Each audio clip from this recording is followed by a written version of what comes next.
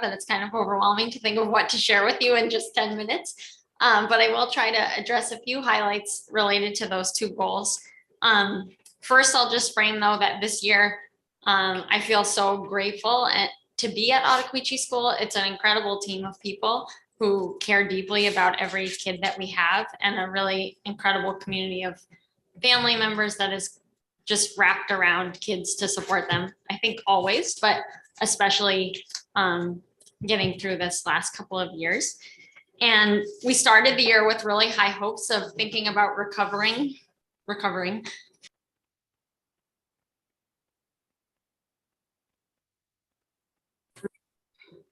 There we go. Hold it back quick. Just got it.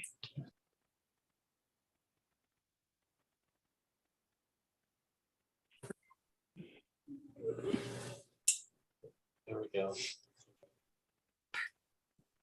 Sorry, man. That's okay.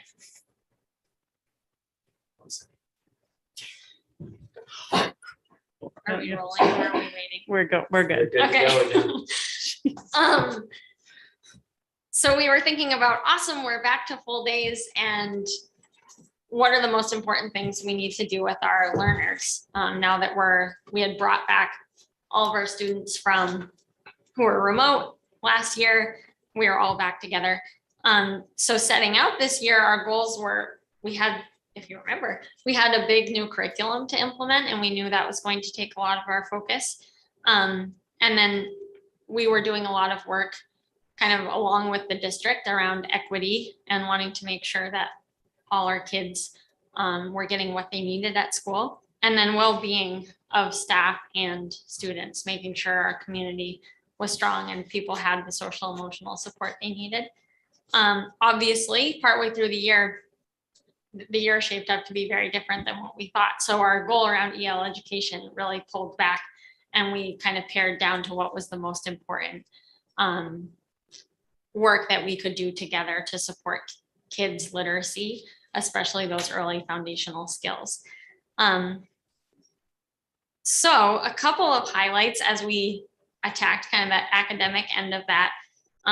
It's been really wonderful to have an instructional coach, and we're super excited that we'll have a full-time coach next year, because that role has been really critical, unpacking and kind of taking a spirit of experimentation with the new curriculum. And what wound up happening at Ottauquechee School is everyone kept going with some part of EL, and that looked different in different grades and classrooms based on what people had the bandwidth for, and also what was making the biggest difference to students. And having that coach there to help gather the resources, sift through, and help people make meaning together in teams was really critical. The kindergarten through third grade teams in particular, because that's where the foundational skills, so phonemic awareness and phonics and early fluency is happening. They have gotten into a routine with the literacy interventionist as well, where they implemented for the first time weekly assessments of kids' phonics progress. So we really know now how kids are growing in learning their sound spelling patterns. And it's been really neat to see different teams innovate with how to keep track of that progress, how to talk about it, analyze, well, actually, how much progress are we expecting kids to make right now? What's the growth we want to see? So those have been really powerful instructional conversations teams are having.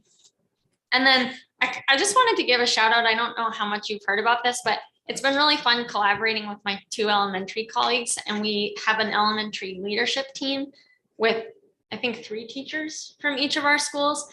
And we were tasked to roll out a new supervision and evaluation system this year based on the idea of mini observations. And that team of teachers has just been so pivotal at designing what those mini observations would look like, how they would be meaningful to them, what types of feedback, how often would be both useful and feel welcoming and safe, especially at a time where stress was really high. So that work has been really gratifying and pretty well received by the rest of the staff at OQS, I think, because of that team approach. And then just a little note on some of the data coming from that work in our skills block. So that's the kindergarten through second or third grade. We have several kids who have jumped just by the middle of the year, even several micro phases in their early foundational skills in reading. And that's really exciting to see. We didn't actually have a way to measure that before.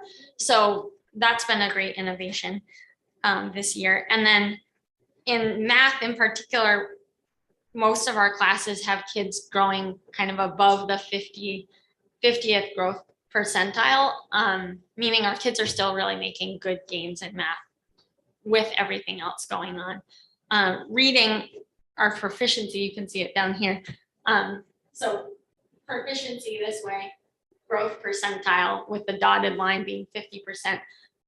We still have some more innovating and experimenting to do to make sure our kids are growing as readers the way we want them to. Roy, can you go to Safe and Healthy Schools? So the other two big pieces for us to focus on, like I said, were equity and well-being. Last summer, our PBIS team went to the BEST Institute, which we do every year. And we went to the equity strand and planned a lot to do with our families about what our pause, practice safety, act responsibly, work to learn, and show respect, what those expectations look like, and if those are really responsive to the cultures within our school. We have had to table some of that engagement work with families and want to revisit it in the future, just because what this year has looked like in practice. But we have been able to take some of what we learned to use our PBIS system, which is a real strength for us of how we support kids' behavior and social emotional needs, and use that to help us with the equity work, which is newer. So we leaned on things like planned praise. So actually looking for specific ways that we want to praise students and planning for that in advance to make sure every child is feeling really seen, heard, and valued. And then when kids do show unexpected behaviors, how can we respond instructionally to really preserve kids' dignity and help them learn the skills they need to be successful? More recently this year, again, we've been really shifting into our instructional teams, having a lot of choice of how they want to pursue these goals of equity, well-being, and literacy, and teaming with the coach to figure out the path that makes sense for them as grade level teams. And so a couple of our teams have taken on equity audits, looking at their panorama data and other data to see how are they serving different subgroups within our school and their classes. And then we have a teacher equity team and a family equity team that teamed up to create a book list to help build teachers' background knowledge and also to provide some resources to staff. And that turned into a very fun, approachable way to take on some really hard conversations about race and privilege in our school and how we really make a school environment that is equitable for all kids. And we have seen a jump in our engagement on Panorama from our students of color specifically by 20 percentage points from last winter to this winter. It's a small sample size and there's a shift in who those students are, but I can really think of several things happening in our school. More attention paid to Black History Month, teachers intentionally weaving in lessons about identity, shifting the way they talk about cultures around the world to really be humanizing. And I think that's making a difference. In our Panorama data for our staff, some of the things we saw this spring that we really are starting to think about systems to design around for next year, how we can build and sustain a feeling of hopefulness amidst so much turbulence, and how we can really keep seeing and celebrating together our shared wins. I also know absences have been a point of curiosity. So we do have a chunk of students who's missed more than 20 days. And I would say that that's disproportionately kids who are, who have some mental health challenges at home, sometimes resource concerns.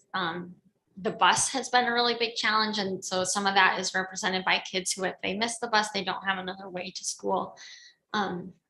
So looking toward both system and student support ways to make a difference for those students, and we're working with individual families on those plans. Looking ahead,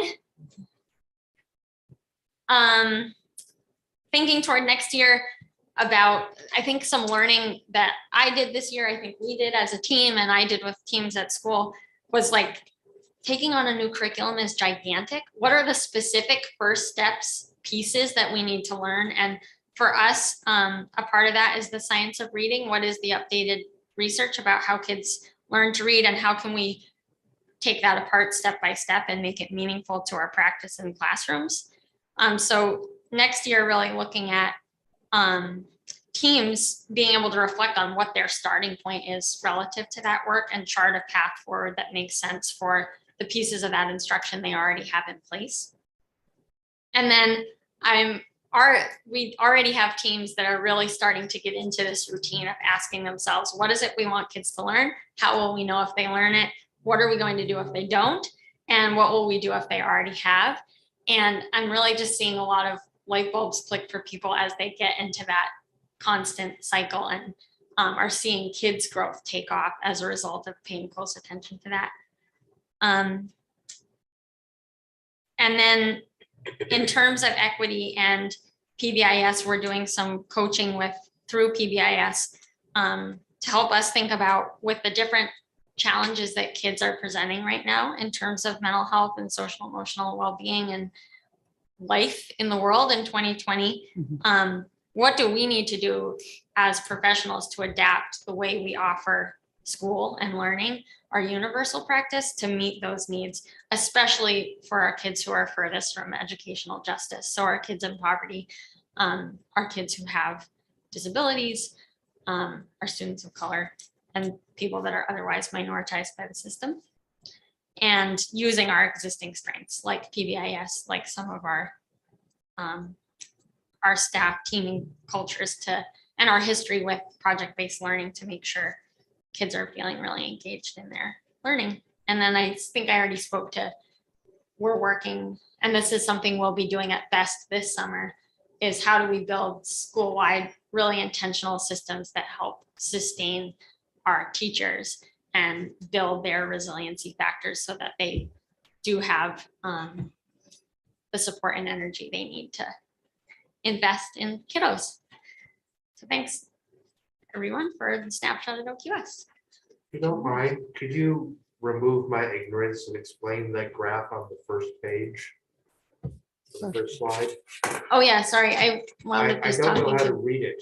And I'm looking at Yeah. it, we've got these dots, but I'm not sure what the dots reflect. So each of those dots is representative of a whole class.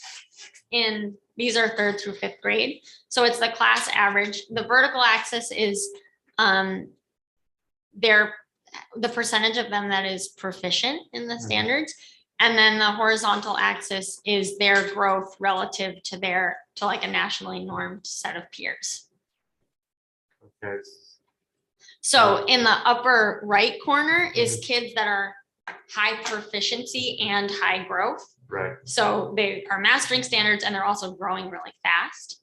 And then going down to the lower left is low growth and low proficiency. Is there a way to tell what the classes are? So yeah, we can tell that. And we can also, each teacher can open a similar report to this that shows individual students. So then they can look at, okay, why is this student growing faster than this one? And what can I do to adjust to help that child? Yes. So, Peter, you just opened a small kettle of fish here. I'm just curious, does that mean that each one of those circles represents a whole class's average of learning? And so potentially that's not super representative of anything other than the fact that maybe a few classes, but there could be outliers in there. Of course, yeah. Okay. All right. So it's not a median, it's an average. It takes the outliers and can maybe, okay. I'm just curious. And that's why, that continual practice of teachers opening and looking at where is each individual student, that's where we really So there's can a move forward.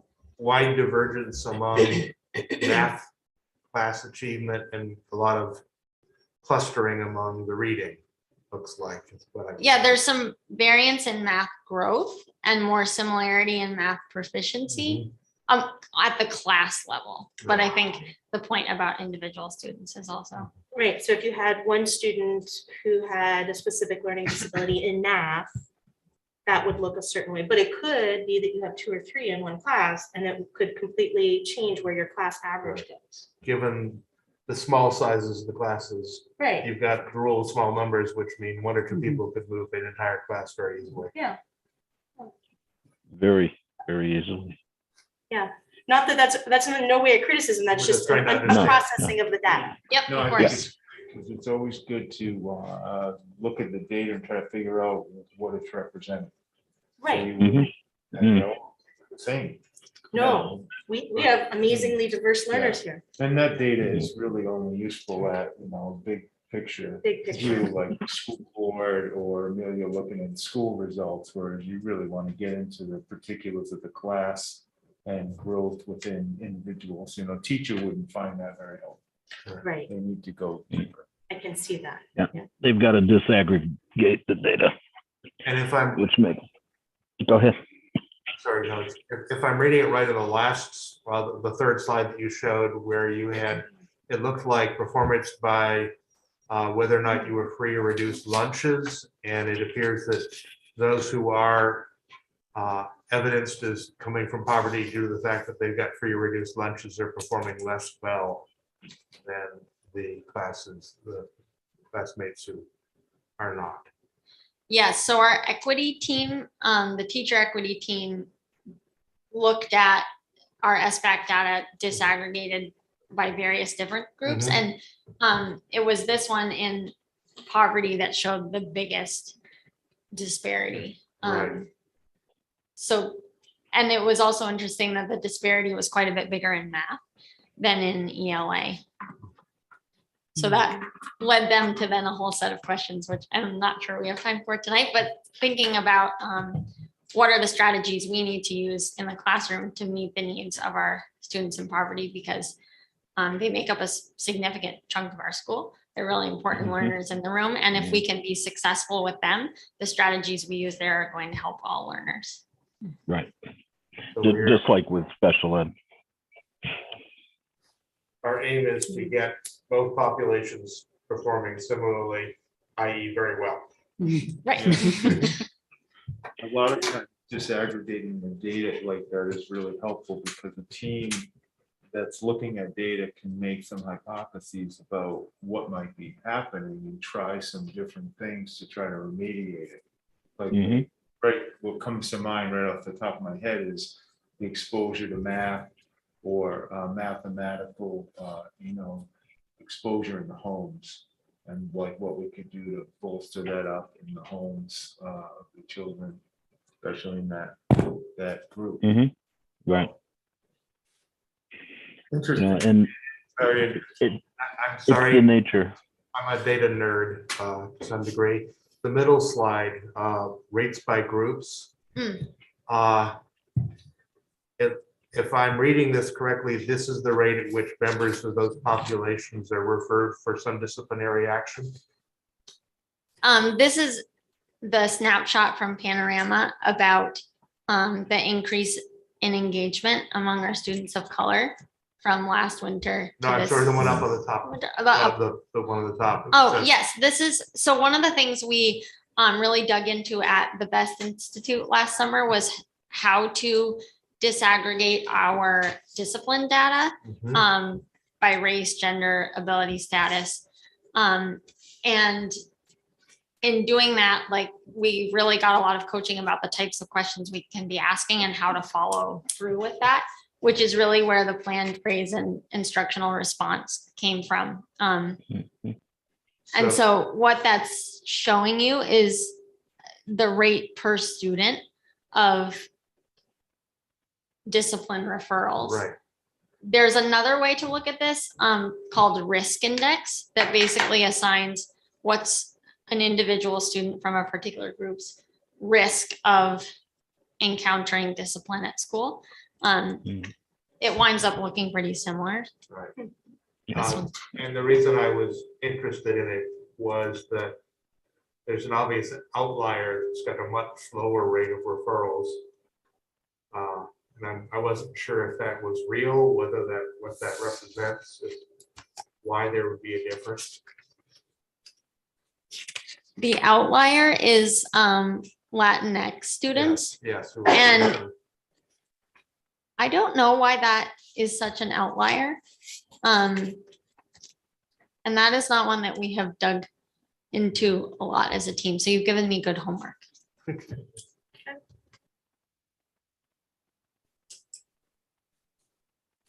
Thank you. Thanks so much. Thank you. Thanks, Amelia. Thank you.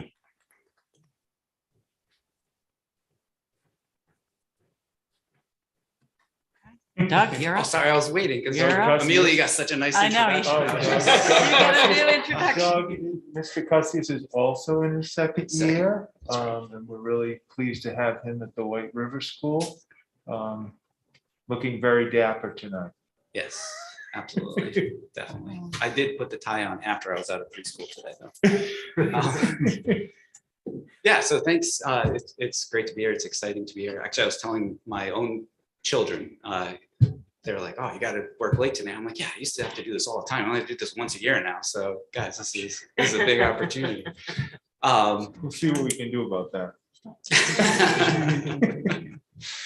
I am also self-conscious about the camera because one of those preschoolers today said, "You know, I like you and your big belly," and patted my belly, and I'm like, "All right, well, you're 4. I'm going to give you that." And I will also give one last disclaimer, and then I'll jump right into this. That we were allowed 3 slides, and so I cheated, and I have some transitions in there, so I'm just going to point to Roy a lot. So that's my disclaimer. But I will not take longer than my allotted time. I just couldn't stand making things small so that you couldn't see them. So, so that's where we're at. So yeah, very similar to what Amelia was saying. You know, I feel a little bit like we were all like cows in the spring being let out of the barn in August. It was like, woohoo, here we go. We're ready to rock and roll. My first year was all about COVID. You know, we had our mantra, which was, safety first, relationship second, academics third, and we kept that going throughout the whole year. It was our survival mechanism for ourselves as teachers, and in a very true way, it was a survival mechanism. This is our focus, is what we're trying to do.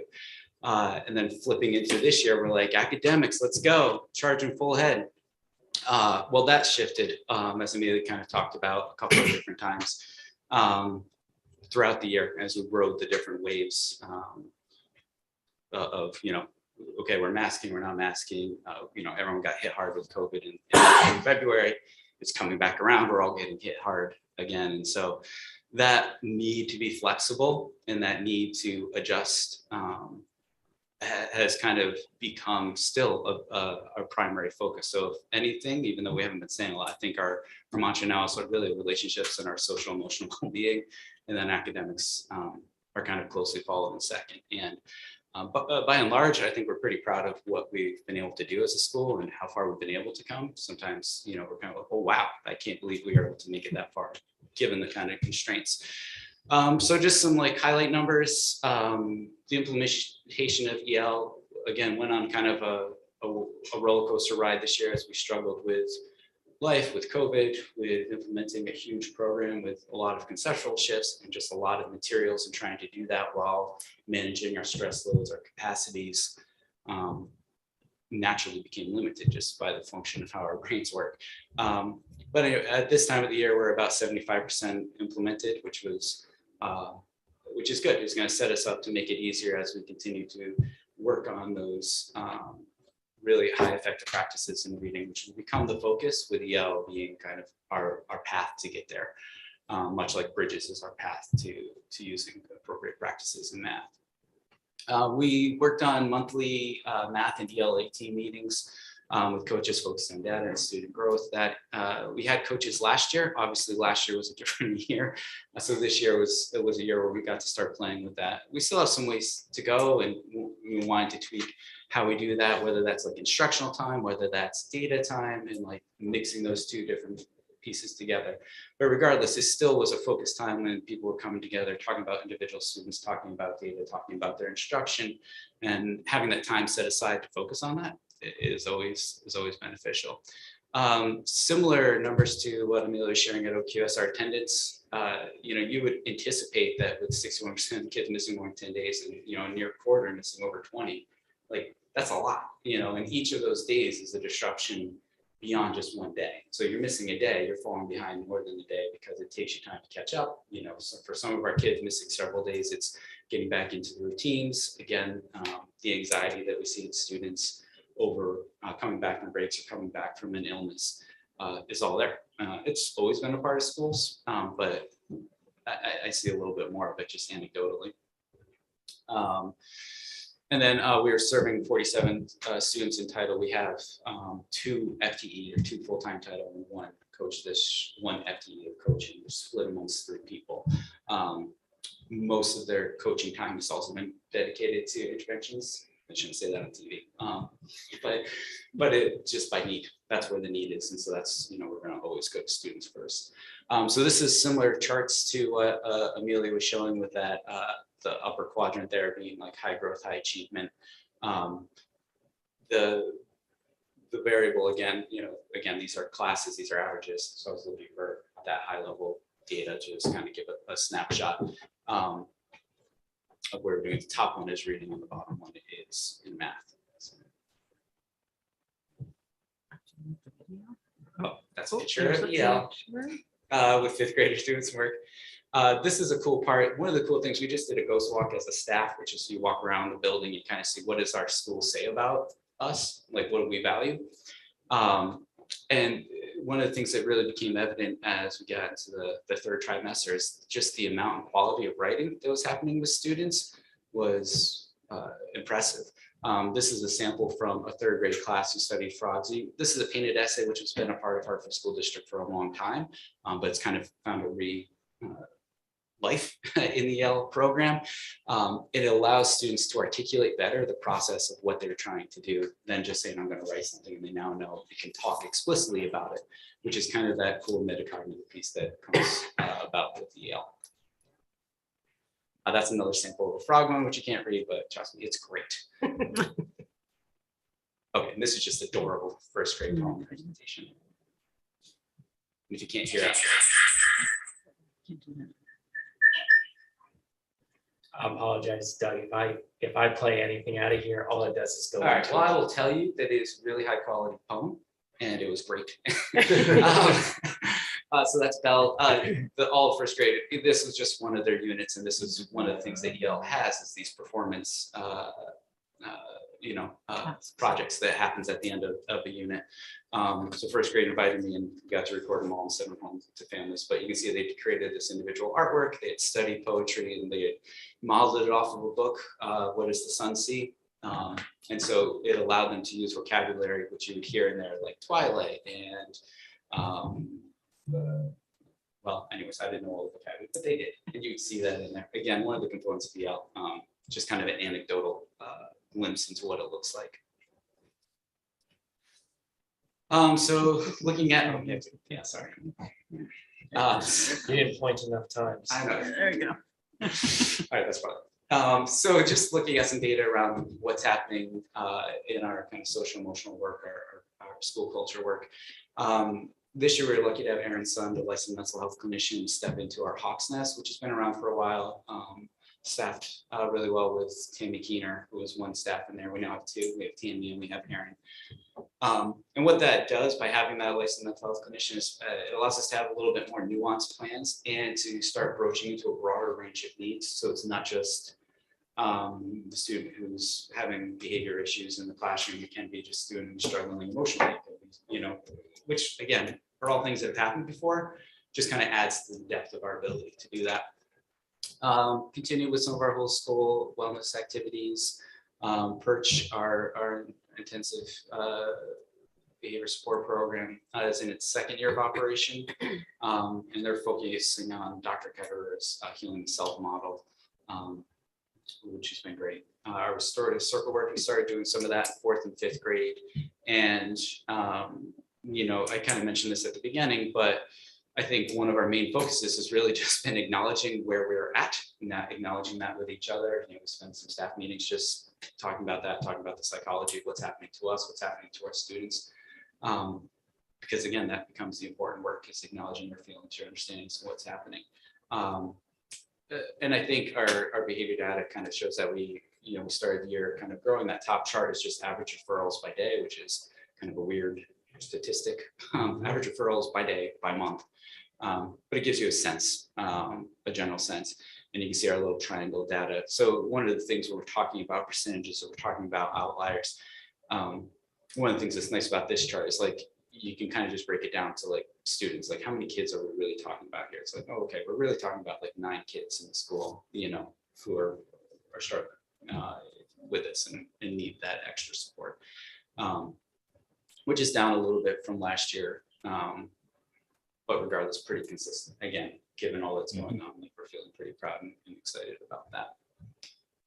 Excuse me. Yeah. Did you disaggregate your data, based on ethnicity as well? Not in this presentation. I mean, we've had the ability to do that, but I did not put that in here. Okay. Again, the numbers do get kind of small. Again, Oh, yeah. Where you find the biggest pattern would be around the free and reduced lunch, which still follows some of those same patterns that, fortunately, they're statistically we're not beating that trend of having students who are on free and reduced lunch often being more referred for this. And again, because we're talking about those 9 students, 7 of those 9 are students with diagnosis. So like those numbers are there, but that's right. And And what's your present population of that fall within that range? Are we still in the 40 to 50 percentile, or on free and reduced lunch? yes? 49%. Yeah. Okay. Sorry, what does ODR mean? It's their office referral. It's just Okay. Yeah. For disciplinary reasons? Yeah. Okay. I assumed that was, Thank you. was the context, but I was just wondering. Yeah, no, thank you. Yeah, and that's what the program uses. We don't use that term per se, but that basically is. So this is our panorama data. I kind of put it out as a trend from fall 2020 when we first took this till now. That's what I was interested in, and I didn't know if there's any other specific parameters. So you can see supportive relationships, self-management are all kind of about where they've been before. Challenging feelings we've had some growth with, and emotional regulations we show some growth with. But when you go to the next slide, I think what's kind of exciting about that is kind of versus other kids in the country, the percentile shifts. So going from self-management in the 40 to 59th percentile up to the 60 to 79th percentile. The challenging feelings going from 40th to 50th percentile, all the way up to the 80th to 99th percentile. Those are the kind of jumps that kind of show to me, like, not just great, our kids are responding a little more positively or not, but compared to everywhere else, we're doing really well. Not that I want other people to be doing worse, but you know what I'm saying. Yeah. And this is just another way of looking at some of those other data. Again, similar to what Amelia was seeing in some of her disaggregated data, the engagement trend was a significant jump for us coming to this year from 49% to 62%. Those smaller numbers are district averages on that, so that's not national comparisons, but compared to other schools in our district. Yeah, so looking ahead, continue to refine and revise our school climate response behavior, trying to draw more out of the healing self model, which I won't get into a lot of, but it's work around adults needing to know themselves in order to be there and support students in order to heal them. That's the title. Working on MTSS. One of the cool things that I think is happening on the district level, maybe kind of hinted that some of our teaming has been really successful. Another one of the things that I see going in a positive direction, just start working on the district level around MTSS to start getting some traction. And we're seeing like very similar, there's an alignment starting to happen around teaming and kind of empowering teams to be making some decisions. And so that's a lot of what our work looks like there. I put celebration of back to basics. That's not like basics in teaching, but like to reinforce that like what we have done and what we are doing is really good. And when we do what we do well, our students do well. So to not be jumping on too many trains or bandwagons, but to just say like, if we pay attention to kids, if we pay attention to good practice, we're going to do well and they're going to do well, because that's what we're seeing. That's what we're proving out. Yeah, so that's kind of where we're at. I'm afraid I'm going to ask you to translate again. EST, I assume, is emotional, social, something. That's a great guess. So EST is is our educational support team. So it's Okay. In our school, our specific process. We 2 years ago when I first came here, we split out behavioral ESTs, so students who mostly needed to work on behavior as kind of their root need, and their academic teaming and trying to support that. We made those a little bit faster and lighter. So it used to be the entire K through 2 team would meet and the entire 3 through 5 team would meet, which means that you only got to meet on like 2 or 3 students a month in a grade span, because that's all the time that you had. So we kind of went that away and went with a little smaller, quicker teams in order to be able to meet on students more. We have some work to do around that. So getting through students has been good, but then also wanting to make sure that we're broadening our expertise and making sure that all the people who need to be at the table are at the table when we're having those conversations. So that's why that bullet item's up there. Thank you. And one last question, I'm sorry. Yeah. But well, to the supportive relationships bar, where you said it was 85% favorable. 2 more up. There we go. 1 more. So we're reporting, I assume this means that students who think that they have a supportive relationship in the school. Yeah, so it asks like a series of 10 questions, which I can't really remember, but and those 10 questions, according to Panorama, Right. give you this sense of. So what I was amazed was you've got an 85%, which to me looked really, really good. We should be proud of it. But if you go to the next one down, that only ranks in the 20th to 30th percentile nationwide. So most schools are doing better than 85%. Yep. Wow. Yeah.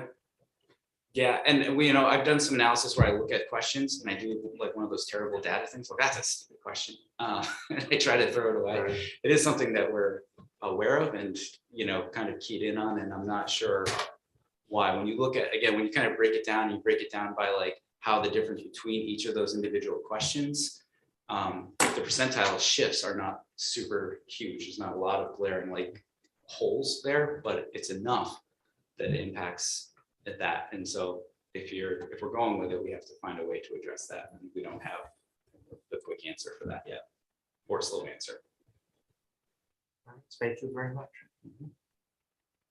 Thank you. Well done.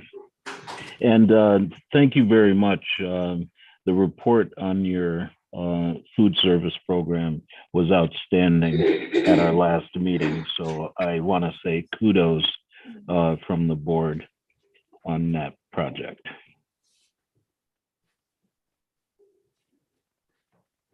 Continue, please. I'll introduce myself. I'm Tristan Upson. I'm the principal of the middle school, but I've been here for a lot of years now, so I don't think Tom's gonna introduce me. Sorry.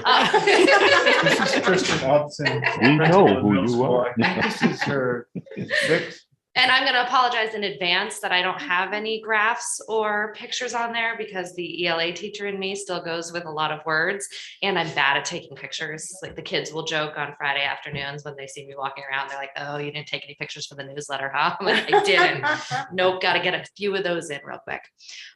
So at the risk of sounding like a broken record, I think we had a similar piece at the beginning of this year coming in being like, all right, we're coming back. Like we're no longer hybrid. good. We've got all of our kids in person. We're going to be able to move forward. We have a pretty normal schedule for what kids are used to. And then our cases pretty quickly started mounting, and we about 3.5 weeks into the school year, we're like, we need to change our entire schedule to figure out how to accomplish this. So talk about flexibility. The entire staff was like, sure, we're jumping in and making an entire change to the master schedule partway through the year.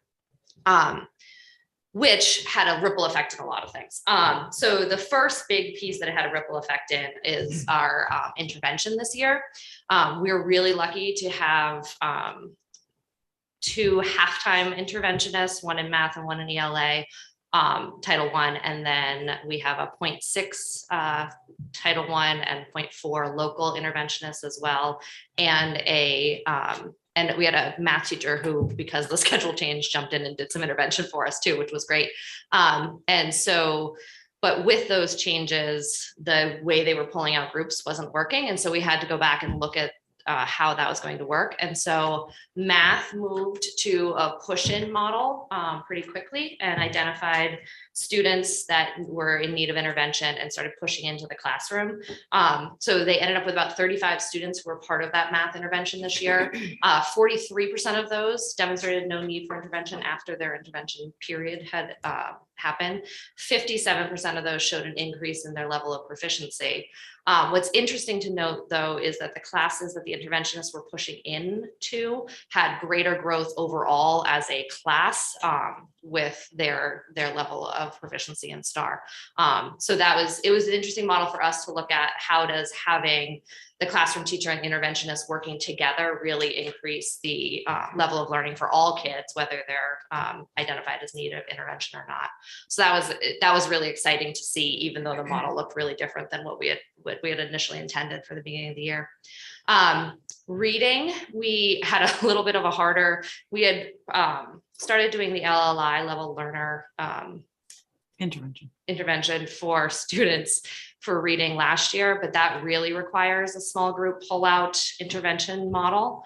And that didn't exist this year. And so reading interventionists took a little bit to try to figure out what to be doing.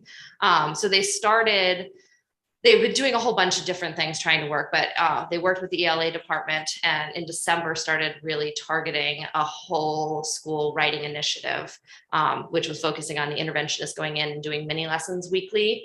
And what that saw, at least from the reading and writing side, was that students' ability to sustain writing and do paragraph writing appropriately really grew, which was huge, because it was one of the areas, even though it's not directly showing their growth in reading, it's one of the areas that were identified as pretty weak last year.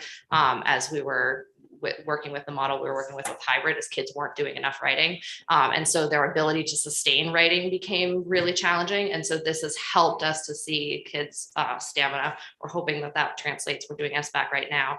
We're hoping that translates to kids being able to write longer pieces on those performance tasks right now. The other thing we worked on this year, and I think Amelia mentioned it in her presentation, was we selected, as part of our overhaul of the supervision and evaluation system, we selected as a staff 7 different instructional practices to really focus on. And the departments have been using this time this year to really dive into resources around those instructional practices and start talking with their colleagues about, what does this look like? What does norms for learning look like in a social studies class? And how do we make sure that we're communicating those with students and we're being really explicit with what our expectations are, and along with the other instructional practices. So that's been work that the teachers have been doing that has benefited the students in the classroom. The other piece is, we did some comparison work recently with the staff around our SBAC data. Obviously, that 6th grade SBAC data is terrifying. That this is comparison from 1819 to 2021. So we're not comparing the same group of students, but we're just looking at those proficiency levels. 6th grade was a huge drop. And for us, we were like, what's going on there? I mean, we know COVID impacted it, but really what about COVID impacted these pieces? Because that's a huge and scary drop to see. And so I think a big part of that when we dug into it was because of our small groups last year that we ended up with in our pods, a lot of our students were getting math instruction not from their math teachers because of the way we needed to break up kids. And so that had a huge impact. The other thing consequently that had a strange impact was that we are used to our middle schoolers coming in, having taken SBAC for a lot of years and kind of knowing the how it rolled. And they came in and they got to the performance task and they're like, there's 4 questions. Great, I'm done. And didn't actually think through what that performance task is really supposed to look like. And that also had a pretty big impact when we looked at, breaking up those pieces. Performance task data was rough on the 6th graders. But looking at the others, we maintained it for the most part pretty closely from what we were. It's still a lot of work to do in terms of improving our instruction and our student performance. But we were pretty excited that the 8th graders, even at the end of last year, managed to be 5% above the state average and that all of our reading scores were above the state proficiency levels. But it definitely is still a long way to go as we move forward. The other piece that I didn't put on the slides is we've also done a lot of work. We got an equity grant at the end of last year, and our social studies and ELA departments have been working closely there's a couple of components to it. One of those components is looking at their curriculum and instruction and really thinking about how do we look at materials that we're using, how do we plan our, social studies has revamped their curriculum entirely to think about what are the areas that we really don't cover anywhere in the curriculum that need to be addressed. And so they've been working all year this year, and ELA department has really been working on what are the materials and books and other pieces that we need to bring in. They've also done a diverse speakers series, and which has been an effort to pull off this year, given that we have not actually really been able to have speakers. So H. Corey came and spoke to all of the students, which was really cool the way that they were able to come in and do they filmed a panel, like a fishbowl panel presentation. All the students watched it, and then they had members of H. Corey come in and answer questions for the students. So we did like a weird hybrid, because that's how we roll these days, version of half online and half in person, but they got to do that. And then we recently just had Mark Metry come and speak, and he does a social anxiety podcast and has been really successful, and has come in and spoken to the students about what his middle school experience was like, how he was super impacted by discrimination, and that caused a lot of the social anxiety he was facing, and how he came through that on the other side and has become a real advocate for people who are struggling with anxiety, and just giving himself the opportunity to network with people and learn, so that kids were really interested in that. He had also started a Minecraft server as a teenager, so our kids were all in on listening to what he had to say. And then we have another group coming. Laku Musique is coming in May, and that's going to be an outdoor music performance. So that will be really exciting to round out our speaker series. So that work all came through the equity grant. Go. As we look at the safe and healthy schools, we also pulled out our panorama data. It was interesting to look at that, the percentile pieces. So the two of our highlights were 89% of our students indicated they have supportive relationships in school and home, and 73% of our students indicated they have strong relationships both in and outside of the classroom with teachers. For both of those, one of the reasons that those felt like real highlights was because they were in the 80 to 99th percentile of those. So it's interesting to see how that shifts even from the elementary to middle level, because our percentages are pretty close, but I think because it's middle and high school level, the percentiles are different. So that was an interesting aha moment for me in today's presentation. Some of our lowlights in terms of things that we're still working on improving is 30% of our students report feeling engaged in their learning, and 44% of our students report feeling a sense of belonging. And again, I think some of that is as we're working with COVID. One of the things last year we had these small communities, which we saw impacted the academic pieces, but kids felt connected to their pod teacher. This year we went back. In the past, kids have felt really connected to their teams. This year we went back to teams, but they're not really teams because they're not doing any team things. So kids are in this weird limbo of not feeling connected anywhere. Like they feel connected maybe to their classmates and to their classroom teachers in those different classes that they have, but we're not feeling that whole sense of school community. We've tried, even within the restraints of COVID, to do more student activities and presentations. The Mark Metry presentation was the first in-person presentation that we've done in 2 years. And I cannot tell you how well behaved the kids were going over to the high school auditorium. They were so excited to be going on a field trip, which was across the parking lot, but they were still like, they were all in. And we've done school-wide celebrations and other pieces to really work all together with how are we creating some consistency. We also this year noticed pretty early on, we had some very challenging behaviors that came in and concerns, particularly with our 8th grade. And we started pretty quickly a pathways program, which was a little bit, we need to do something different for these kids. So what can we do? At first, it had really great results. We saw improved attendance for the kids who were involved. We saw initial improvement in suspension data. It hasn't been sustained. Those kids are still really struggling, despite the things that we put in place for them. So that's definitely something that is still a concern with this particular group of students.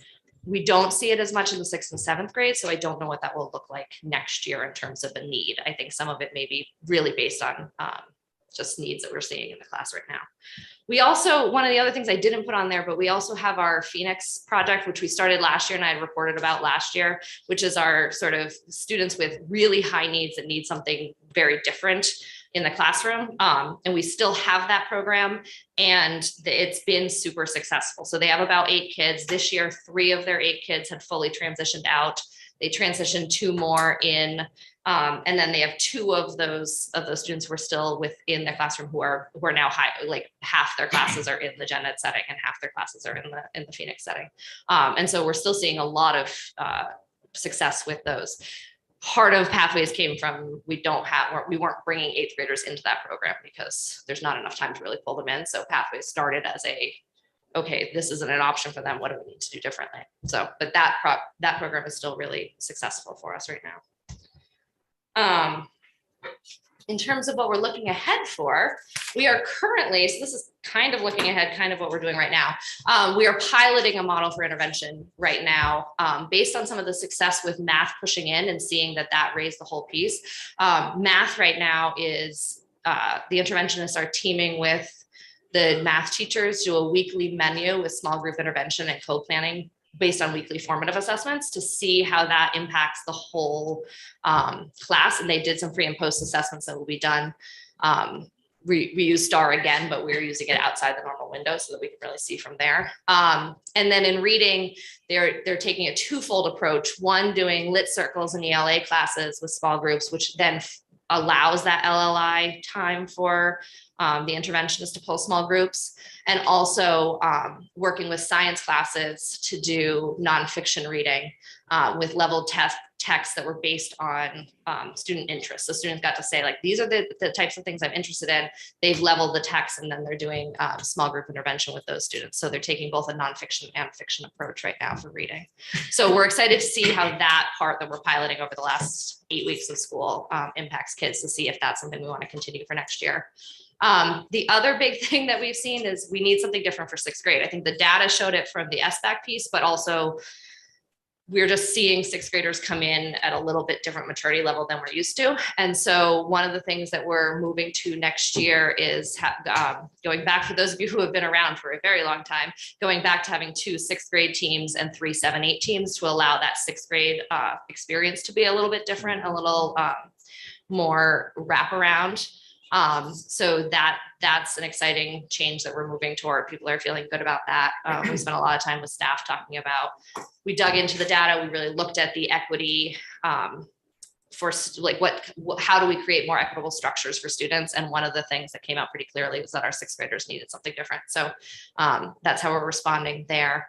And then we're continuing that instructional practice work next year with some staff goal setting. We're also continuing the equity. So the equity grant will be done, but we're continuing our whole school equity work by reading trauma-informed equity student-centered instruction by Alex Vinay next year as a whole staff read, and really working on that piece together. So that's going to be the basis of our work as a staff next year, is the instructional practices at the universal level, and then the equity and trauma work as well. I think those are. Oh, two other highlights, actually, I lied. Two other highlights for next year's schedule. So part of the changing the schedule, we have added in a reading block for all students across the building. So all 7th and 8th graders will read at a certain time each day, and all 6th graders will read at a certain time each day, which will allow us to really push. What we've seen from kids this year is that they're not as interested in reading as they have been in the past. They're far more interested in, I'm done my work, can I go play on my computer? And so really intentionally setting that tone across the building of reading is your first line of this is what we do. So we're building that into the day. And we are building back band and chorus, which has suffered a lot over COVID. They've been doing pull-out groups this year with the change of schedule. So we are not only just building that back into the schedule, but we are currently planning on all 6th graders taking either band or chorus for the first quarter of the year before they make a decision about whether to continue it, so that hopefully we're really generating interest in rebuilding that program, because I think it's something we in the district do really well, and it's been really heavily impacted by COVID. And I think that the more we can put toward how do we rebuild those programs is important. So there you go. Any questions? I have to say, I'm rather impressed, given how difficult the environment has been, how well you were actually doing. Thank you. There used to be, when I started on the school board, this sort of general perception that the middle school was this great hole into which proficient students fell and came out well off than they were before they got there. And if anything, the data shows that the more you have your hands on the students, the better they do. So that is wonderful. Thank you. I think the other thing that's important to note is all that chaos that was created at the beginning of the year, and your staff was able to switch things up and make it a lot safer, which was horrible, because they'd worked so hard on the schedule they started with. But if they hadn't done that, we probably would have had closures and who knows what else with COVID. So they really created a very safe environment by changing that structure to keep the kids a little bit more, with one group rather than mixing so much. They're real sick of it at this point. I know. They're ready to be mixing a little more. That's why I wanted to mention it, Understandably. because I'm so appreciative that you did that. And I knew it was hard because you knew what was really best for the kids educationally, but as far as the health and safety and keeping the school open, you made the right choice. So Yeah. Thank you. And a lot of that work was done on, weekends and nights and. Well, the level of resilience and intentionality is very clear, because the results speak volumes, Tristan. Well, thank you. And thank God teachers were like, sure, we're changing this all again right now. Yep, we're in. So that was huge. So awesome. No, thank you so much. It shows the true mettle. So thank you.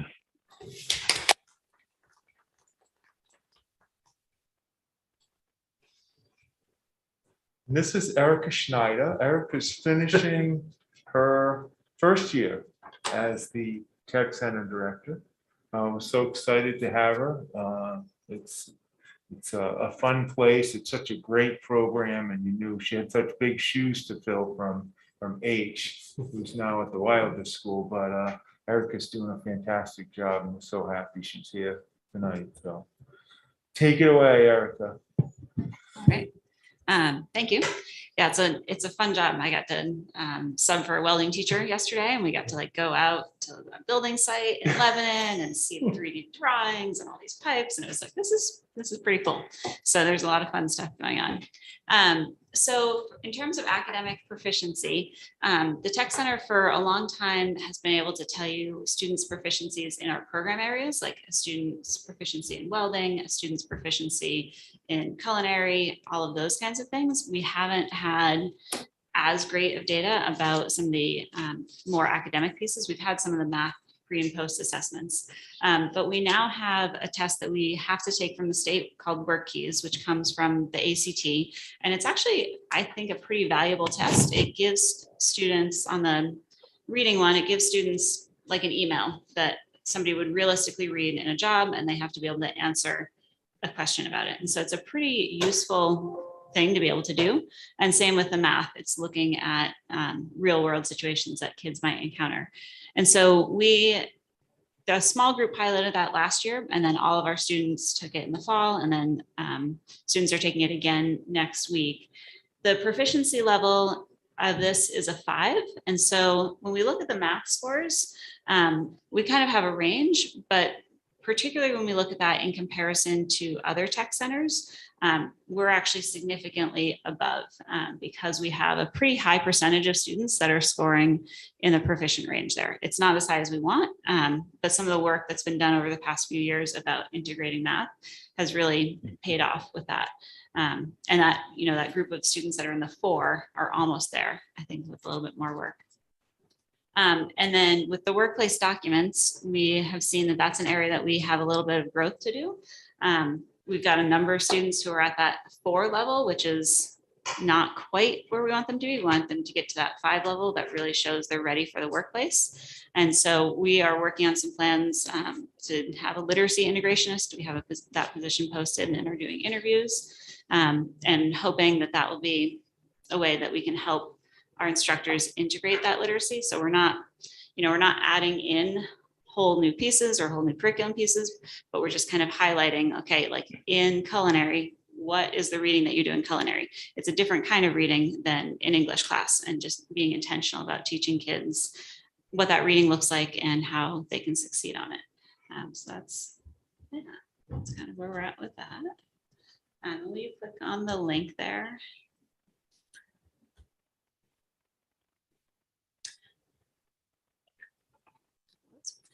So we haven't done Panorama, but we have our student climate survey and this is the same one that Doug Heavysides had done for a number of years. And the results of it overall are pretty positive. And then we've got a few areas where we have some room to grow. So students feel like they're a member, the green is agree and the blue is disagree. Students feel like they're a member of the community. They feel like their teacher treats them with respect. We scroll down. And then one of the places where we have some room to grow is students treat staff and teachers with respect. So it's interesting because one of the questions on this is, I treat teachers with respect, and nearly every kid said, yes, I treat others with respect. But then when they're asked about their peers, they're like, no, my classmates don't treat people with respect. So there's a bit of a disconnect there.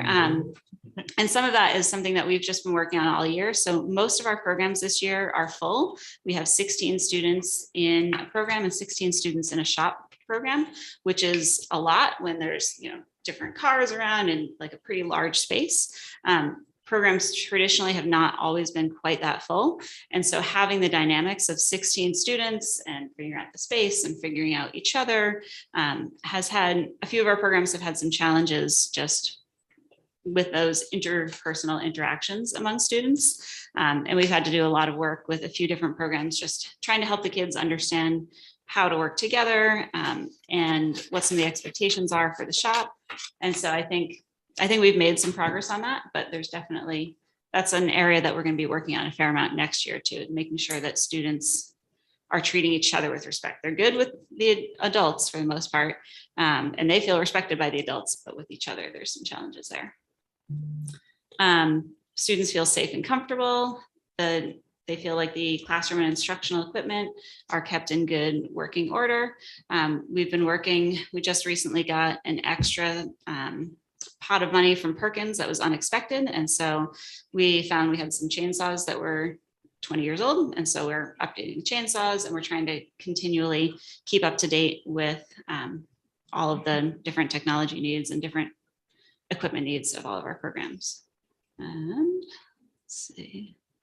Yeah, so there's the question of I treat staff and teachers with respect and staff and teachers treat each other. And do you want to scroll down a little more? I think that's, this is kind of a similar question a little bit to some of the panorama questions folks had talked about in theirs.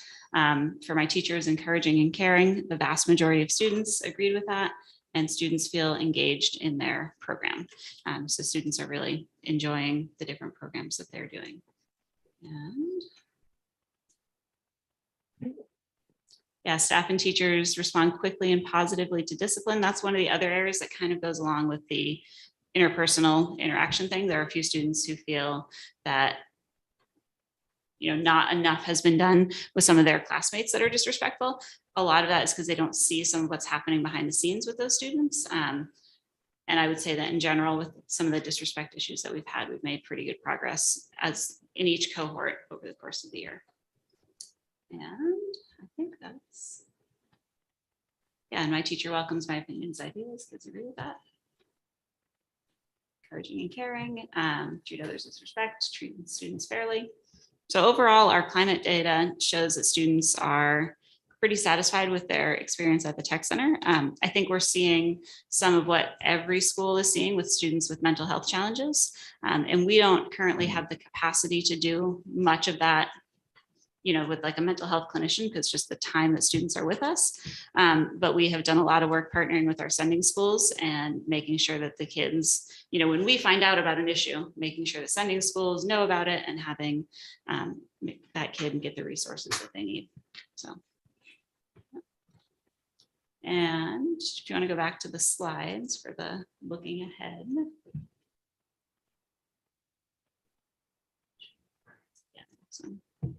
I spoke about this a little bit, but we're working on integrating literacy into our programs because we really want students to be ready for the workplace. We are finding that their technical skills are great, but there's some room for growth in kind of the other workplace skills. And so we're really working towards that because we know in the world today that just technical skills won't get you everywhere you need to go, that there need to be some literacy skills and math there as well. We're continuing to intentionally build school culture. We're working on a lot of plans for next year about how can we do a lot of team building with our programs at the beginning of the year. How can we build the culture as a whole school? We haven't had really any school-wide assemblies, and so just getting everybody there.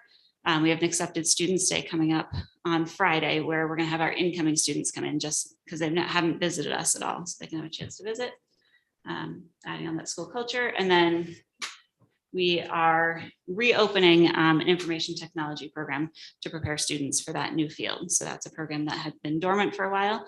We have a phenomenal instructor that we hired, and we have got great partners from industry. We had like the head technology person at Hypertherm on our board meeting last week, and he, you know, was like, okay, you guys are doing great. This is what you need to do, and kind of giving us some guidance. So we're pretty excited about that on our academic piece. Questions?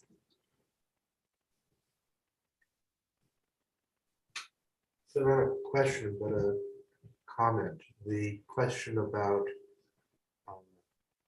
my fellow students treat the teachers fairly, I treat the teachers, is almost mirrored by my teacher treats me with respect, which was the first question, and then the teachers treat all the students fairly. They're not exactly parallel construction, but they're very close. And in both cases, the individual reported more positively than their assessment of the group as a whole. I think that is part A. If I messed up, I know I messed up. When the teacher jumps on me, it's because I deserved it. But if my friend messed up, maybe I'm not aware of that. And similarly, if I'm joking around with the teacher and acting in a quasi disrespectful way, I know I'm being, friendly and joking with them, and so I'm not really being disrespectful, but if I see it in others, I don't have that inner knowledge. So I think it may be something that you may not be able to reduce the gap too much on, just because it's inherent of how we view our own internal conversation and view the world, and how we view others where we don't have the insight into what they're actually thinking. Mm-hmm. Yeah, I think that's definitely part of it. And I think kind of building that culture in our programs too will help, so that students are really bonded together. We've got that happening in a lot of our programs, but in some, just the numbers and the personalities, there's some work to be done there. So. You have a number of new instructors too.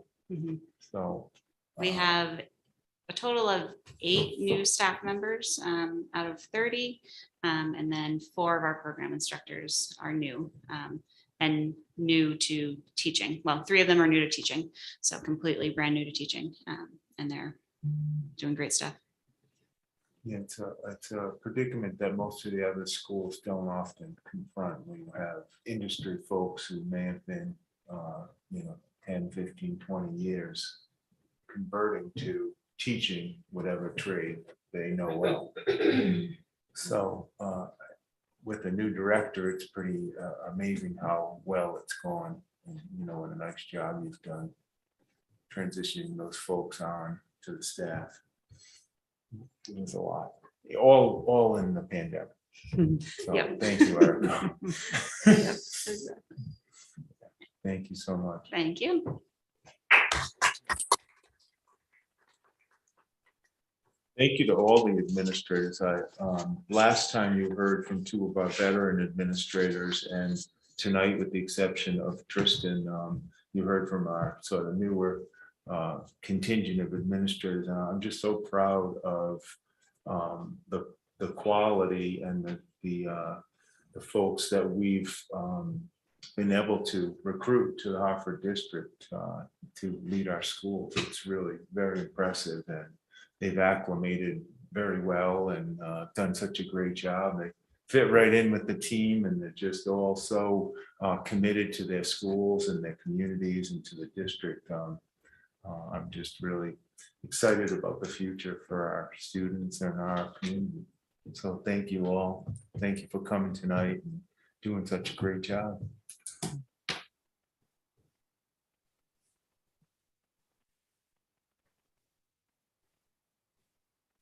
Nice job, guys. We appreciate it. We really, and we appreciate you tolerating our pokes and prods and questions about maps and data. So thank you for that. All the while putting up with the pandemic and the multitude of changes and. Yep. Well, we consider those things a fresh start. So you had the opportunity to put your imprint in detail. But thank you very, very much for your efforts. Any other questions from the board? I think we're good. Yeah, thanks for coming. Yes, Thank you. You can stay if you want, but won't be as exciting. I think we will be accepting some minutes later. That could be Yeah, exciting. that's very exciting. Have a good night.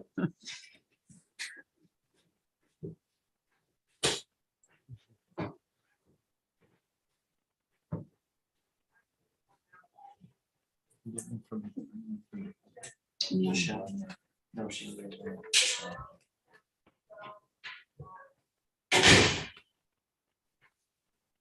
All right, there's no one in the pub. Oh, she just raised her hand. Raising her hand now. Michelle. Okay. Hey everyone, happy spring. It doesn't feel like spring out there today. Michelle Bolesky, Hanover Street, White River Junction. So I attended the planning commission's meeting on the proposed projects that are coming up on Hartford Avenue, and I don't know if any school officials or anyone from the district was there, but there were some really important questions and topics brought up, and I would hope that that since this project is so close to the school district, and that many neighbors have already come forward to share some of the concerns regarding safety, and that if this project goes through, those incidents are more than likely to increase. One of the things that came up, from the meeting that the school district held was to do a safety survey, and I haven't heard a word about it. Wondering where you're at with that, if it's happening. The other thing I wanted to share, I've been doing some research, and with homeless shelters in bigger cities and entities. One of the things that they say is that having concentrated services, which is what this plan is for, really doesn't help people integrate into functioning communities. And another thing that that I found is that sensitive, to be near sensitive areas, including daycare facilities, schools, and parks. And so has the school board consulted with the police department on current or past criminal activity? And are you guys aware that there was an encampment by the White River School? There was one at the end of Hanover Street, in the cemetery by Cumbies. And there were actually 2 incidences where students were walking to Cumbies, or one incident, I don't know if, I think there were 2 incidents, but one was where somebody jumped out and was having a mental health crisis and started approaching students, and an adult stepped in and to divert that encounter with the students. So there have been needles on people's properties. I was talking to a woman who lives near the Wilder School, and they found needles on their property. So these things are coming. It's going to be worse. And so what's your plan? And what's your plan, safety plan for students? And I would hope that you're proactive, because the opioid epidemic and the lack of mental health services is getting bigger, and especially because of the pandemic. So and I'm sure you guys have heard, there was a murder in Vermont of a woman up north near Stowe, near Morrisville. And the gentleman had mental health issues, and he was a transient. So, there is that possibility. So I can't say enough that it just because, I heard some teachers, and just because they don't see it and they don't live here doesn't mean it doesn't happen. And so I'm just asking, and I'm begging you guys to be proactive, to be involved. Another recommendation with this website that I was looking at is, for perhaps the Haven to have a safety coordinator, and maybe that person can coordinate with the school district. Another suggestion was to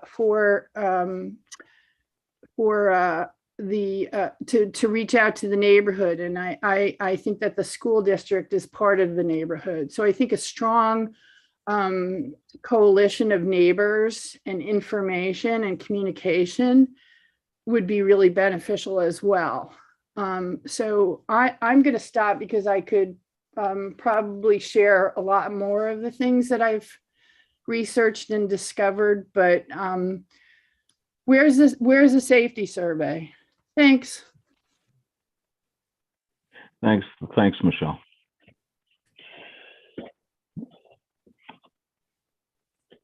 So in the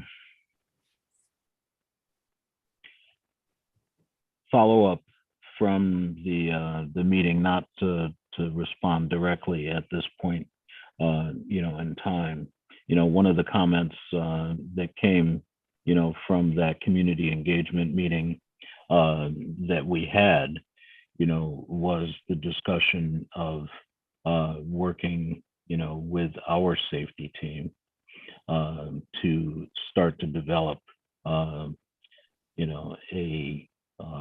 plan as far as looking at, what's within our purview. With the final hire, they're finally working on hiring, a new chief. But as a lot of folks know, we also have a void. It's an even bigger void since the assistant chief, has left our community as well. So your point's well taken, and we continue to do what we do on our end. And I know that, Tom and, his team are still meeting regularly. We have not asked for a specific monitoring report as yet, because there is no technical leadership on the other side. I mean, it's functioning, but, it is what it is. So that being said, any other thoughts from other board members?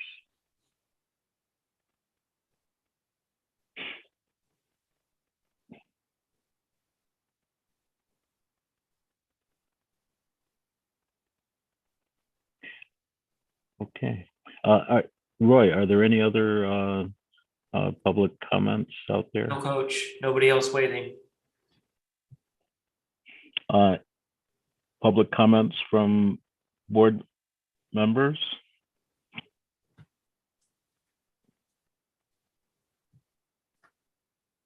Nothing, Not tonight. not tonight. Okay. Crickets. Oh, no, I'm sorry. Tom, that brings us to the consent agenda, I guess. Yeah, there are a couple things too for the next meeting. In addition to the consent agenda, the next meeting is a regular meeting. And we will need to have an executive session to hear a level 3 grievance from the teachers union. So that means it's an appeal of a decision that I made. Okay. So your attorney will facilitate that appeal. And I don't know if it would be before the board meeting or after the board meeting, but. So that would be the second meeting. It's the 6th, I mean, the 11th of May. Yeah. Okay. 6th was the last meeting. Right. The No, 11th. I was right. Just thinking in terms of schedules, but we can run a quick read from the rest of the board to determine if it makes sense to do before or after. Probably for all the folks involved, it would be easiest before, but it's the board's purview. Well, if I just want to make sure we can get everybody there, or at least a quorum, so that would be the key piece. I will send out the materials after this meeting, and any response that a training that the attorney needs, but it may require a response to the union from the clerk. So I can work with Russ to, I don't know how that would work. If it's a matter that would be a conflict of interest. Well, Right. you're just recording the board's decision. Yeah. Okay, but okay, fair enough, but then in the whole discussion, that needs to be at least considered. Right. And the thing is, Tom, if necessary, I can do the reply, as chair. Yeah. I mean, I can do This some would be reply, but scheduling No, based- but I mean, if there is the consideration of potential for that, and we can always ask Bernie, for a consult, on that, and we'll just, act accordingly. The initial communication is just to arrange the meeting. The meeting, okay, It's not obviously not the decision. right. Okay. We'll hear the grievance. Speaking of, And then the other item is, the second May meeting you had reserved for DEI, diversity, equity, inclusion work with Dr. Gannon. She is not available on our usual Wednesday night, but she is available on Monday or Tuesday of that week, which is the 23rd or the 24th. So that's why you see that on the bottom of the agenda. Is just to start thinking, like, if you want to do that with Dr. Gannon, do you want to do it on Monday, Tuesday instead of Wednesday? Do we know if there's a select board meeting that night or that week? There is on Tuesday. Well, so right there, that would, in my opinion, in the interest of interboard cooperation, eliminate that night. Yeah, the Unless last- they wanted to participate. Exactly. Okay, we The can last time coordinate, we but- did it on their meeting night and they participated. So that's why So we need to reach out to them. We can't make that I decision. didn't Right, know if you right. wanted to invite them, and if you do, I'm happy to reach out to Tracy and say, I think that's a great idea. Why don't we do that as a first step in our process of deciding what we're going to do for a date? Is reach out for the Tuesday night to see, and we can adjust our time accordingly. So if they want to, and you can talk to Dr. Gannon, as well about the amount of time that she would be utilizing, and we could still feasibly work with our fellow board as well, like we did the last time. do you want me to reach out to the town manager, or would you like to reach out to the board chair? We could do it mutually, and you can just CC me, but we can Sure. do it in that context. Great. No, that's what I did last time, I believe. Yep. So that'd be Yep. great. And All we'll right. we'll just move this discussion right Thank you. along. Thank you. But thank you, and good energy, because the thoughts come when we need them. Yeah. So thanks, Hava, for supporting that, and Russ as well. That idea. Yeah, I just didn't want to assume anything. But it, we've been talking about the spirit of collaboration, so we'll continue to offer the hand. Excellent.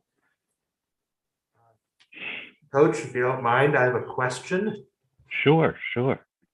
directed at Mr. North. You were on record as promising us a official decision Oh, at this darn. meeting. Oh, yes, about I your was. Continued participation in Yes, this august body. I have decided to stay on to at least the end of my term. Can I say that I'm really happy about that? I suppose you could, whether that's true or not. Would It is. Russ, the truth, like he said. It will Yes, set so you I have free. decided that. Wonderful. Well, I can tell And thank you you, for reminding me. I can tell you from this particular board member's perspective, I'm really happy. And each of us can speak for ourselves, but we appreciate you and what you bring to our board and what you bring to this community. And it is a great day for Hartford, I say. That's a little extreme. Or maybe a lot extreme, but No. With everything else going on around, that it's powerful. Take your wins where you can. I guess so.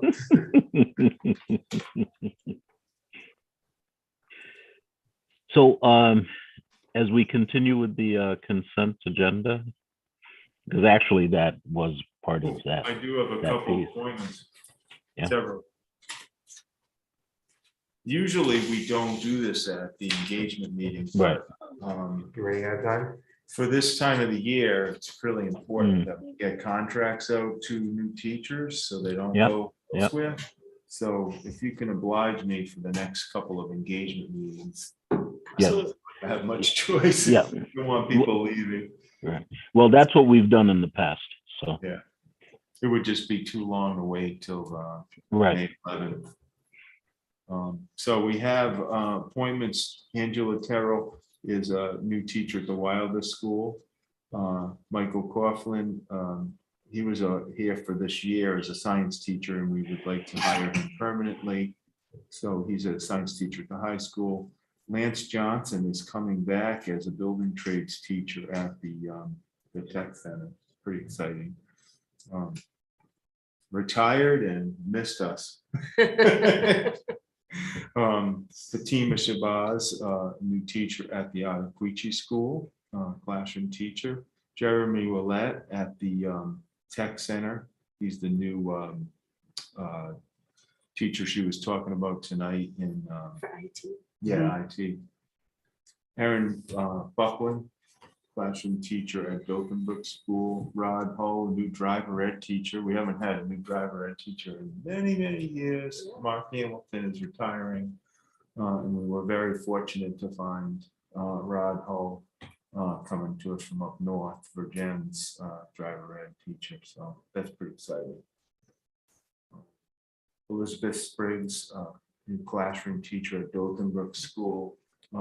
Tori Benson is a counselor clinician at the high school now, but she's moving to the Wilder School as the new clinical director. I'm really excited about that. And Megan Geiselhardt, a new special ed teacher at the RAP program, which is part of the Wilder School. Found a new nurse at Brook School. Andrea Moranci is retiring. I don't know how we're going to survive without her, but she's retiring. It happens. Lillian Herbert, and then Chelsea Morrison, new pre-K teacher at Brook School. No retirements. I think I already announced those. And then resignations. Laura McKenzie, science teacher at the middle school, is leaving. Jill Olson, teacher at the middle school. Chris Condi, math teacher at the high school. Kristen Allen, Spanish at the middle school. Kathy McLean, who runs Project Search at Hitchcock, is leaving. Cody Tancredi is taking an administrator job in Woodstock. So he's leaving the high school. And Melanie Farwell, PE teacher, is also leaving to go to Cross. So that's my list. And next time it'll probably be just as long. Okay. But we do have 238 teachers, so we generally have some movement. I'd like to As, move. as we explained at the last meeting, we're in a unique situation here in Hartford, being part of the Upper Valley community. And a lot of our families are fairly mobile because of the nature of the Upper Valley. So that's a piece of reality that we've dealt with for years. There's a lot of movement this year, especially Yeah. across the state. Mm-hmm. A lot of Yep. things on there.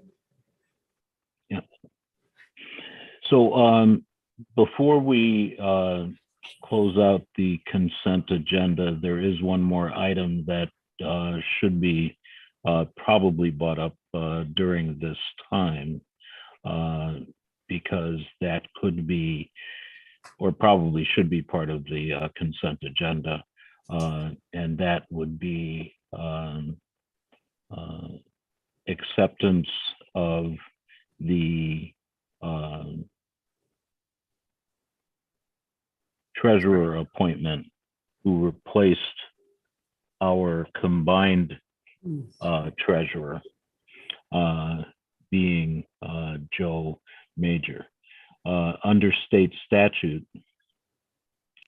when the town and school district treasurer resigns, when the town appoints their treasurer,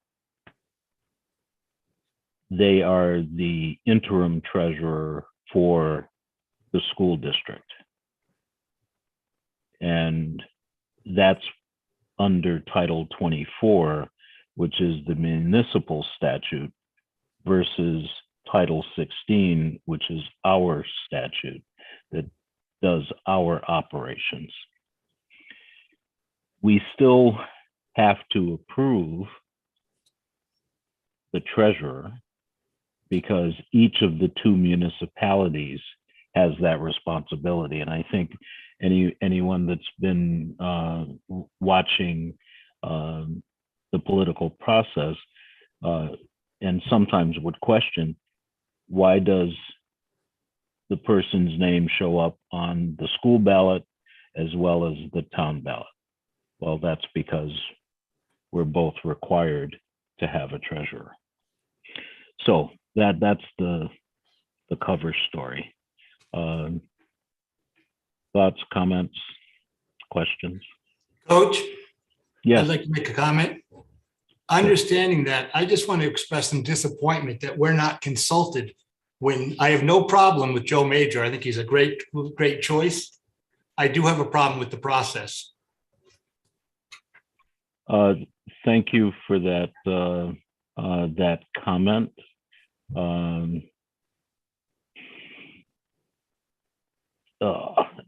I'll thank you. We don't have to beat that horse because I think it's a shared comment. Yeah, I'm happy to relay that to my counterpart, the town manager, but I'm not sure if the board would feel that's appropriate or if that's a board chair to board chair. I don't know, but I do think the message should be carried to them somehow. I agree. Coach?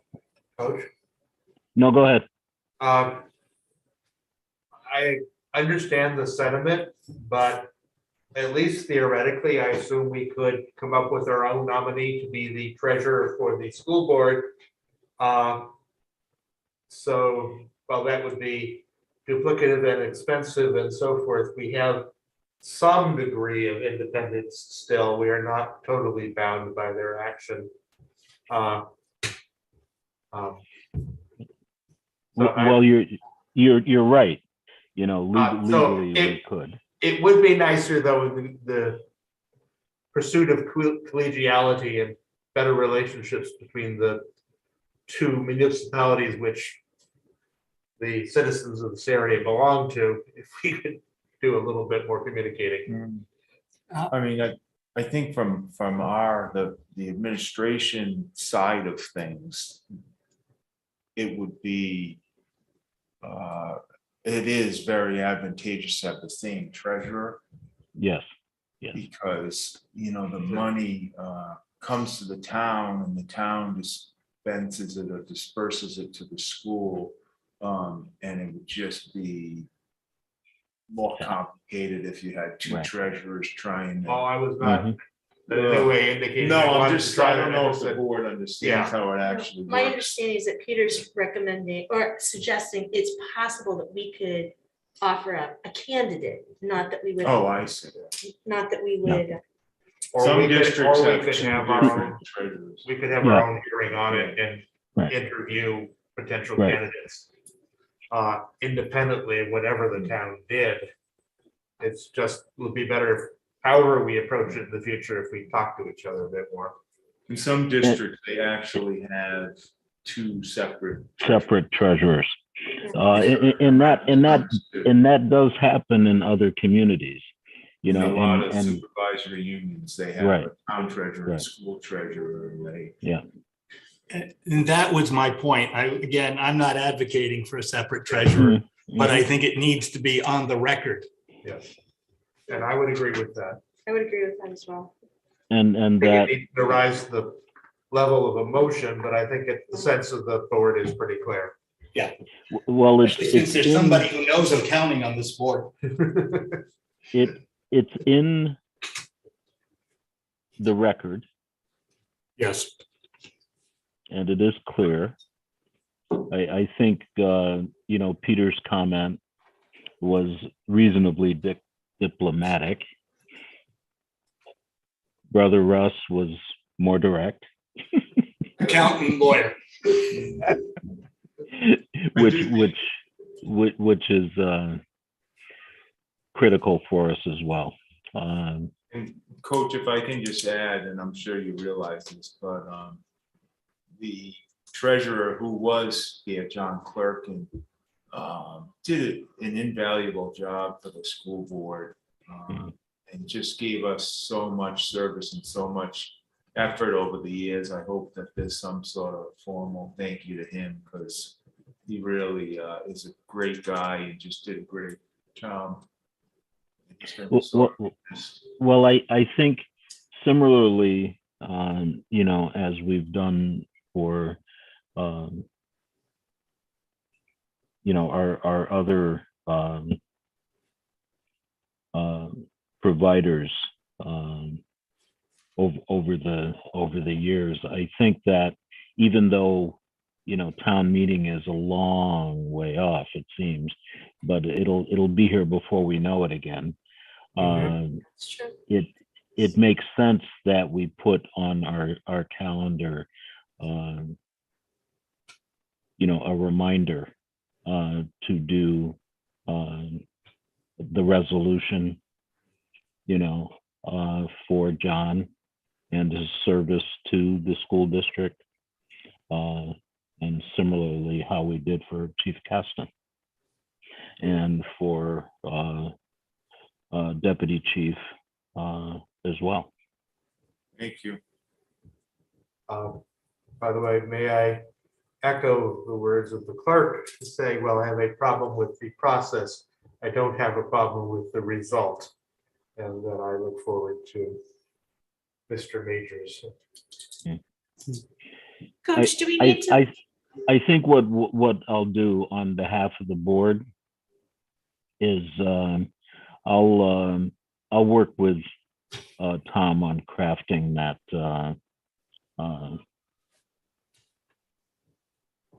that email or response to our fellow board.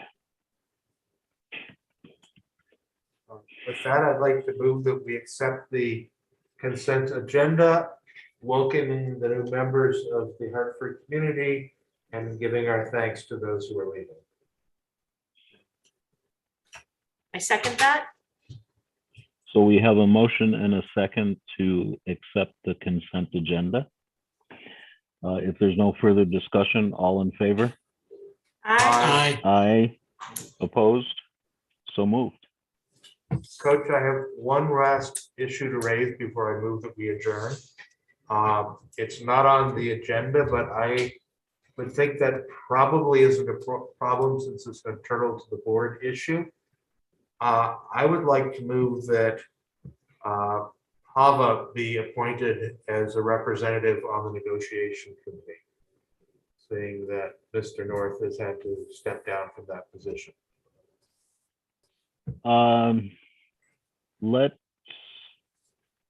Let her give some thought to that as far as load, because she has stepped up for a number of other projects for us as well, and we can wait for a determination on the 11th. The 11th. Excellent. I will give you my answer on the 11th. Great. But actually, I'm pretty sure I could give us an answer now because I'm not sure who else is available if it's not me. It's me. And it's Peter. That's why he nominated you. There was a tactic there. There was a strategy. That's the other That's why he alternative. stepped back. Got it. So if I could take till the 11th to do a little bit of reconnoitering and we'll come back and talk about that. Great. Okay. With that, I would move we adjourn. So we have a motion for adjournment and it's I'll second. non-debatable. We have a motion and a second. All in favor? Aye. Aye. Opposed? So moved. Thank you all so much.